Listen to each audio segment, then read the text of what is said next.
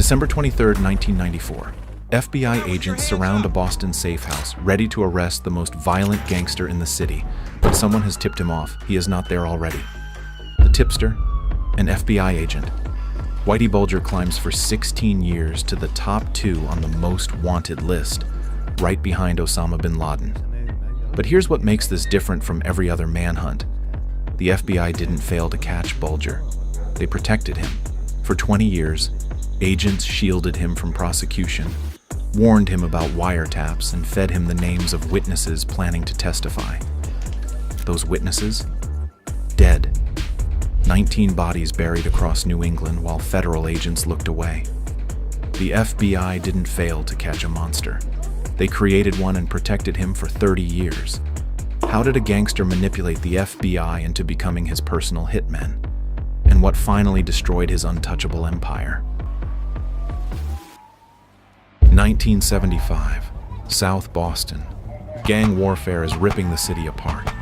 Bullets cut the winter air as rival mobsters battle for territory.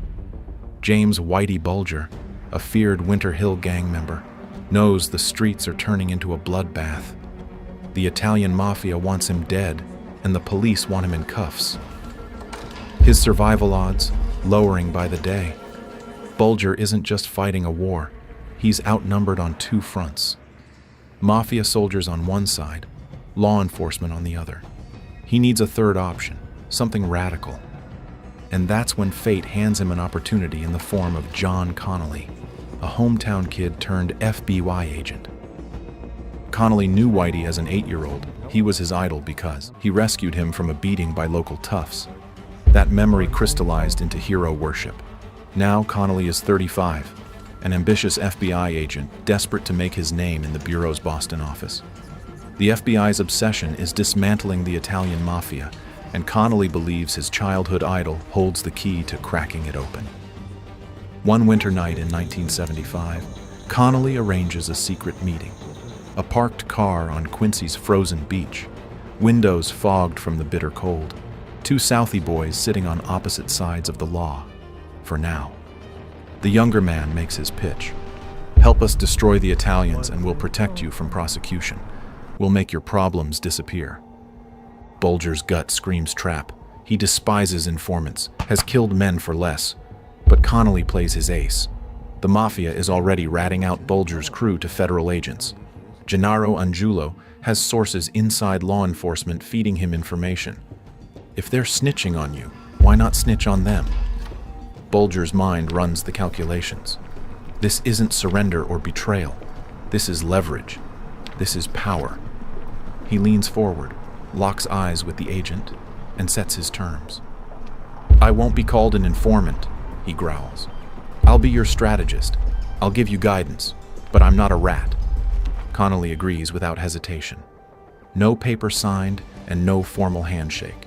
Just 2 men from the same broken neighborhood sealing a partnership that will corrupt an institution, shatter dozens of careers, and bury 19 bodies across New England.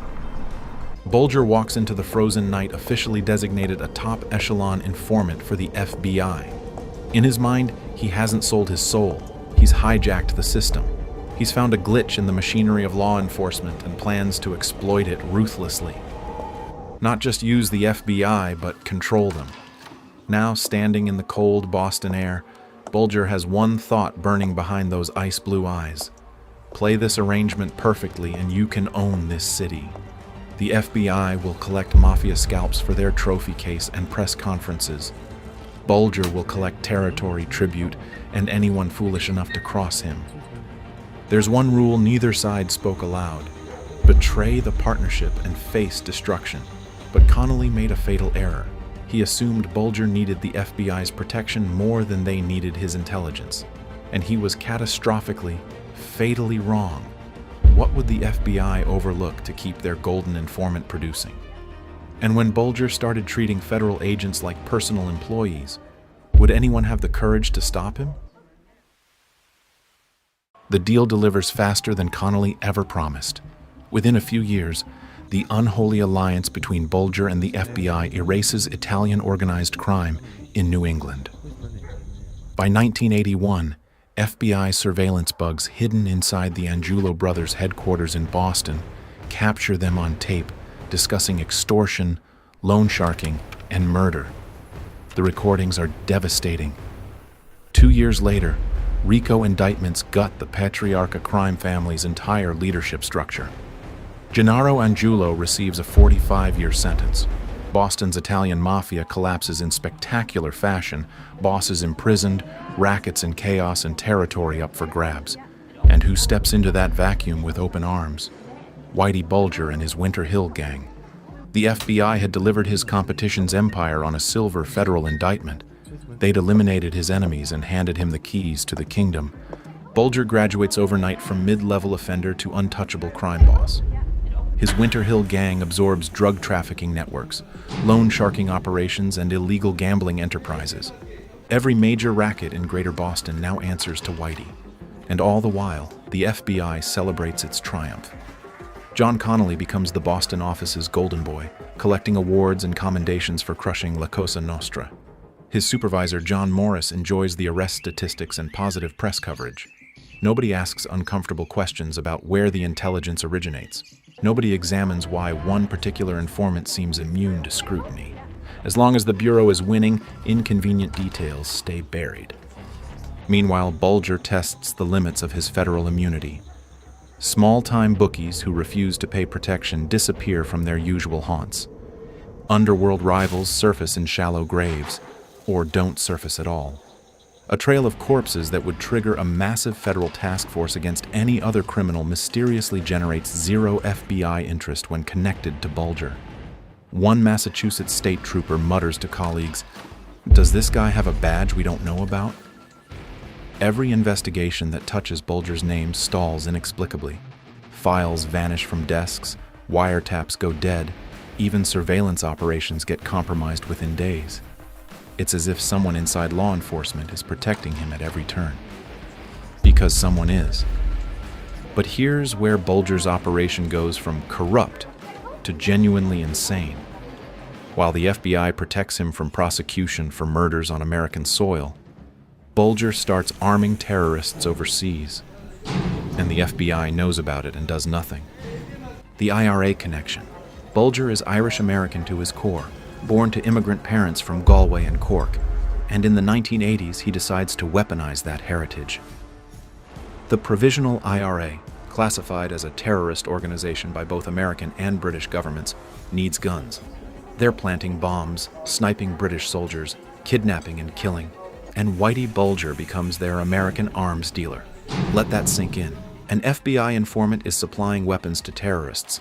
In the early 1980s, Bulger ships his first delivery, guns and a block of C4 plastic explosives packed in a van and sent overseas to IRA operatives. But that's just the warm-up.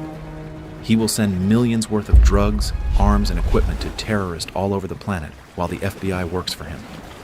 How do you purchase that kind of loyalty? Cash and secrets. Bulger understands both currencies. He and his partner, Stephen Flemmi, funnel $235,000 to Connolly over the years in payments disguised as Christmas bonuses and friendly gifts. Envelopes of $100 bills appear on certain agents' desks each December. John Morris receives cases of expensive wine and first-class airline tickets to vacation destinations, perks of friendship with Whitey. And for those who won't accept bribes, Bulger wields another tool: terror. Everyone in Boston's underworld knows that crossing Whitey means getting buried in an unmarked hole. Most agents decide the wine tastes better than a coffin feels. Why risk your life investigating a man who can reach you anywhere? By the mid-1980s, a grotesque inversion has taken hold in Boston's FBI office. The Bureau isn't running Bulger as an informant. Bulger is running them as his personal protection service. Connolly and Morris begin covering up their own complicity to save their careers and stay out of prison. Every successful mob bust built on Bulger's intelligence deepens the Bureau's dependence on him. They need his tips to make cases and advance careers. He needs their blindness to make bodies disappear. It's a mutual addiction dressed in government letterhead. Boston pays the price in blood. A blood that will later inspire the famous show about Raymond Reddington, one of our favorites, by the way. Under this federal umbrella of protection, Bulger's brutality escalates without consequence. In 1982, a low-level criminal named Brian Halloran approaches the FBI with information linking Bulger to a murder. Halloran is terrified. He knows he's risking his life, but hopes federal protection will keep him breathing. Connolly's response is to tip Bulger immediately that Halloran might testify. Days later, Halloran is ambushed leaving a waterfront bar, gunned down in a drive-by attack, and his body riddled with bullets. An innocent bystander named Michael Donahue, a father of 3 who happened to give Halloran a ride, dies in the crossfire. The killers escape into the night, and the FBI closes Halloran's informant file. Problem solved. Case closed. Halloran wasn't the last to die for the crime of threatening Whitey Bulger. Over the years, Bulger develops a sixth sense for potential informants and witnesses, because Connolly feeds him their names directly from FBI files. Anyone who might testify becomes a target. One suspected informant is lured to a meeting with promises of partnership, chained to a chair in a basement and interrogated about what he told the feds, then strangled and buried in concrete. Medieval justice delivered with a federal wink and nod. The FBI knew, or chose not to know, and either way, the bodies accumulated. Yet officially, Bulger remains a valuable intelligence asset helping the Bureau crack organized crime cases. Local Boston police and Massachusetts State Police watch their investigations collapse repeatedly whenever they touch Winter Hill operations. Rumors circulate through law enforcement. The FBI must have a mole. Worse, maybe the Boston office is rotten from the leadership down. But FBI headquarters sees only the scoreboard. Mobsters convicted, headlines celebrating the fall of La Cosa Nostra, and congressional appropriations increasing. But what happens when a man believes he's genuinely untouchable? And how long can a house of cards this corrupt stand before the whole structure collapses? For over a decade, Bulger's invisible armor held strong against every threat. But by the early 1990s, hairline fractures begin to spider across his shield of corruption. It starts with outsiders smelling something rotten in Boston.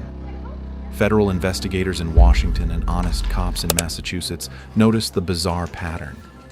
Bulger and his right-hand man, Flemmy, seem immune to prosecution while every associate falls.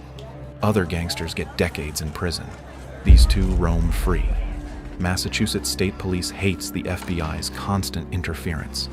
They've watched their wiretaps and stakeouts fail suspiciously often, compromised within days of activation. They plant a bug in a Winter Hill meeting spot. Bulger immediately stops using that location. Coincidence strains credibility past the breaking point. By 1993, whispers reach the Boston Globe and Justice Department inspectors. Could Whitey Bulger actually be an FBI informant? The accusation is nuclear. If true, it means the Bureau enabled a serial killer for 20 years.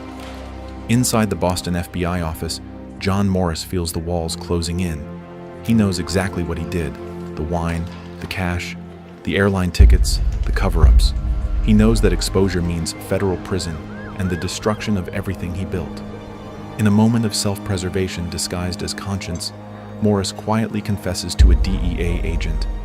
Bulger and Flemmy are protected informants, and some FBI agents are corrupted. The admission ignites a firestorm. An internal FBI investigation launches, and the Justice Department task force begins excavating Boston's secrets with subpoenas and grand jury testimony. John Connolly, retired from the Bureau since 1990, catches wind of the rumbling through his underworld contacts. He's no longer the golden boy. He's a man with a lot to hide and the target growing on his back. Meanwhile, Bulger senses the atmospheric shift. His FBI contacts grow skittish, some cutting off communication entirely as internal affairs investigators start asking dangerous questions. The underworld feels the tension crackling through every transaction. And then comes the final detonation.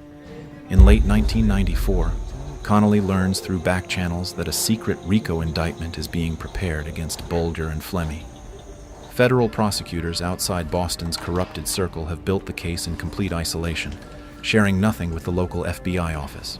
They're going to arrest Whitey, and if Bulger faces trial, he'll bargain for a reduced sentence by exposing every dirty agent who protected him, every bribe, every tip-off, and every covered-up murder. It would be catastrophic for the Bureau's reputation, and certain agents would face decades in prison. Connolly makes a fateful choice in that moment. Loyalty to his oath as a federal agent, discarded like yesterday's newspaper. Loyalty to his old pal from the housing projects, absolute and unshakable. On December 23, 1994, Connolly picks up the phone and dials Bulger one final time. The message is short. "They're coming for you, it's over. Get out now." Bulger doesn't hesitate for a second. He's been preparing for this moment for years. Cash stockpiled in safe locations, forged passports ready, and escape routes memorized. He thanks Connolly, hangs up the phone, and disappears into the frozen Boston night.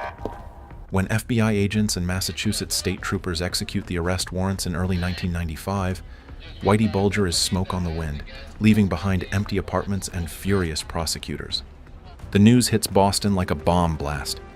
The city's most infamous gangster, a man responsible for at least 19 murders, has vanished without a trace, warned by someone inside the FBI. In the days and weeks that follow, the ugly truth unravels publicly.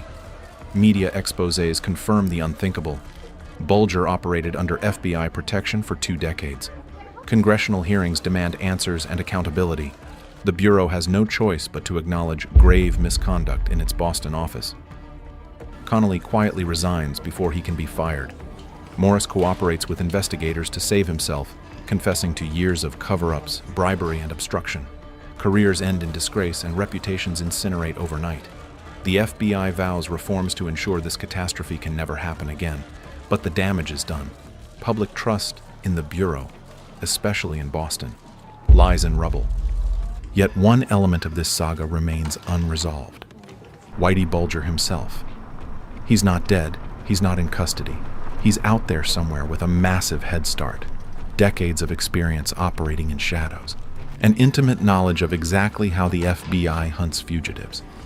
How do you catch a man who spent 20 years learning your every surveillance technique from the inside? And where does a gangster hide when his face is plastered on every post office wall in America?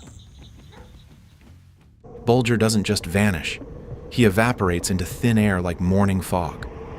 In the first weeks after his escape, sporadic sightings scatter across continents: Montreal, London, New York, Ireland, even as far as Uruguay. FBI task forces chase each lead, burn through millions in resources, and find nothing but ghosts and lookalikes. It's as if Whitey stepped through a door into another dimension. In truth, he's hiding in plain sight on the open American road. Bulger has prepared for this moment meticulously.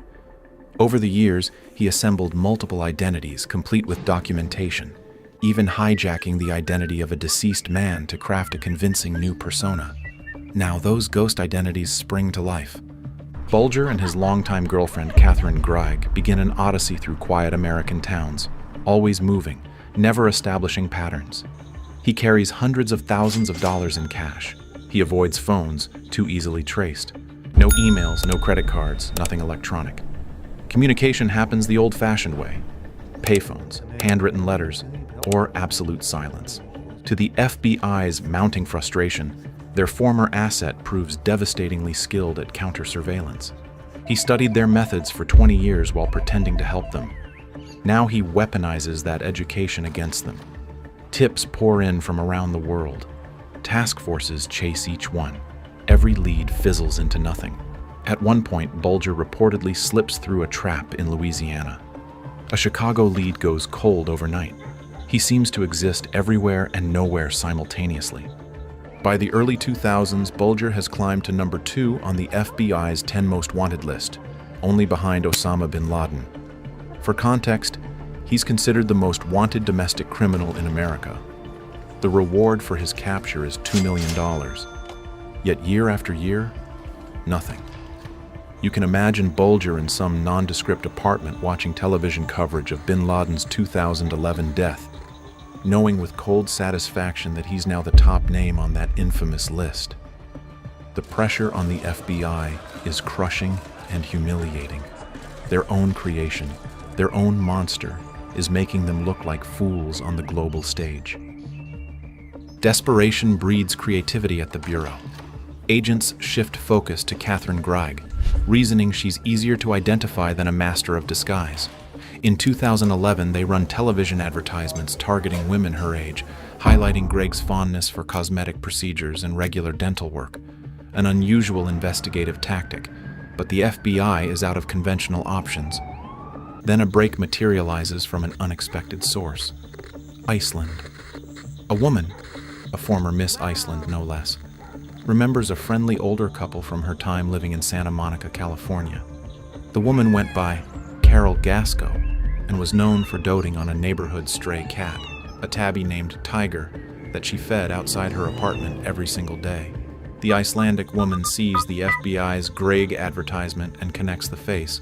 Carol Gasco is Catherine Gregg, which means Charlie Gasco, her quiet, elderly husband, is almost certainly Whitey Bulger. She contacts the FBI immediately. After 16 years of phantom chases across the globe, they finally have a solid lead, and it came down to a stray cat. June 22nd, 2011, Santa Monica, California. Undercover agents stake out a modest pink apartment building 2 blocks from the Pacific Ocean. It's a world away from the gritty bars and blood-stained streets of South Boston. Bulger, now 81 years old, shuffles around the neighborhood as Charlie, an aging retiree who keeps to himself. Neighbors know Charlie and Carol as a polite, cat-loving older couple who never cause trouble. Inside their apartment, Unit 303, lies a different reality. $822,000 in cash hidden in the walls, and 30 firearms, rifles, shotguns, handguns, knives, stashed in specially cut compartments. Bulger has prepared for a last stand if discovered, but he won't get the chance to use any of it. The FBI crafts a simple ruse to draw him out. Someone broke into your storage locker in the garage. Ever cautious, Bulger steps outside to investigate. Agents swarm him in the parking structure before he can react. For a moment, those ice-blue eyes flash defiance. Even at 81, calculating fight or flight, weighing options. But he's surrounded by armed federal agents. Whitey Bulger surrenders quietly. Asked if he's carrying weapons, he answers with dry humor, "Yes, I have knives." He indicates the folding blades tucked in his belt. 16 years as America's most wanted fugitive, and not in a dramatic shootout, but because he couldn't resist feeding a stray cat named Tiger. Bulger and Gregg are extradited back to Boston under heavy armed guard. The city he once terrorized greets him with fury and morbid fascination. His 2013 federal trial exposes the full horror of his reign: racketeering, extortion, money laundering, weapons charges, and 19 counts of murder stretching across 2 decades. Victims' families crowd the courtroom, demanding something Bulger has never provided: genuine acknowledgement of his crimes. The 83-year-old gangster sits stone-faced through testimony, disgusted by one charge above all others: being labeled an informant. His ego still refuses to accept that characterization. He interrupts court proceedings multiple times to denounce the FBI arrangement as fiction. "I was never an informant," he snarls at the judge. "They were my informants. I was the one doing the directing. They didn't run me. I ran them." The jury disagrees with his self-serving narrative. In August 2013, he is declared guilty on 31 counts, including involvement in 11 murders. The sentence is 2 consecutive life terms plus 5 years. What awaits a legendary snitch inside the federal penitentiary system? Does the underworld forgive old men, or does it settle scores with interest? Prison does not provide the quiet epilogue James Bulger might have expected. Even behind bars, the reverberations of his deeds follow him like a shadow. Inmates harbor special loathing for informants. And whether Bulger admits the label or not, the underworld knows exactly what he did for 20 years. After several years shuffled between federal facilities for security reasons, Bulger transfers in October 2018 to USP Hazleton in West Virginia. The move is a death warrant written in bureaucratic ink. Hazleton's penitentiary yard holds mafia hitmen and gangsters who haven't forgotten the Boston snitch who helped destroy their organizations. Less than 24 hours after his arrival, on October 30th, 2018, prison guards find Whitey Bulger slumped in his wheelchair, with the skull crushed and eyes gouged out. He's 89 years old. The killers attempted to cut out his tongue, the traditional underworld punishment for rats. The man who once manipulated the FBI's gaze across an entire city could not escape the brutal judgment of his own kind. And if you think Bulger's manipulation of American institutions was brazen, you haven't seen anything yet. Watch my video on the man who ran a cartel from inside the FBI, where an elite hacker was able to work for the FBI while running one of the biggest dark web marketplaces online. Click it now.